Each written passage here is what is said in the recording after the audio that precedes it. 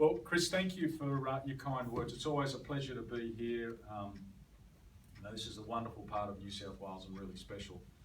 I've got to say, the chance to get around and meet as many as we can as I lead up to my retirement is something that, it's been great. It's been fantastic to be, and we've been everywhere from Coffs Harbour to Port Macquarie to Griffith to Wagga, into Dubbo, and here we are at Parkes. So, it's an opportunity for me to simply come and say thank you.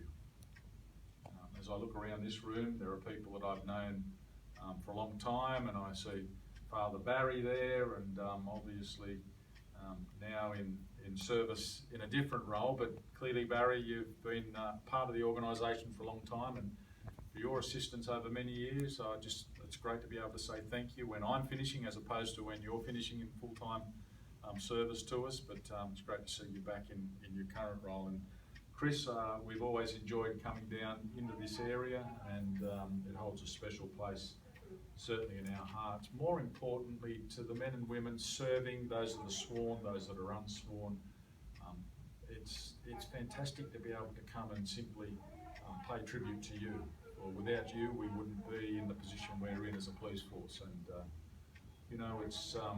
it's tremendous to be able to get the feedback that we do, and I get a lot, as you can imagine. Some good, some bad, but I've got to say, over the years, increasingly, it keeps getting better and better and better as you're held in higher regard. And I've got to say, that seems to be growing as well, and I've never seen it so high. We know that's what's happening because we read things that come out of the Productivity Commission or the Australian Bureau of Statistics that talk about satisfaction levels of community with their police forces. And this happens right across the nation where they do this annually. They go and talk to people that have had contact with us over the last 12 months. And I never realised just how special you were until I read the last one. For many years, we were at the bottom of the pile. To be honest with you, we weren't as engaging as perhaps some other police forces. Well, here we are in 2017. As I look back to 2016, Zdenka, you'll correct me if I'm wrong, because I know you can, but I think those that were surveyed that said that you're exceptional in your service, these are the people that had contact with us in the last 12 months, 93% of them said that you performed in an outstanding fashion. That's the sort of figures that banks would die for.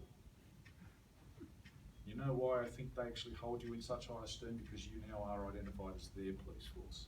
As I've said to many even today, I don't own the cops. Community own the police. They own you. It's the only reason we come to work. I don't own you as your commissioner.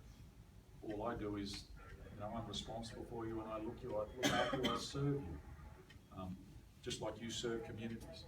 So it's with that in mind, I guess what I want to do is encourage you to keep doing what you're doing. You're doing an outstanding job.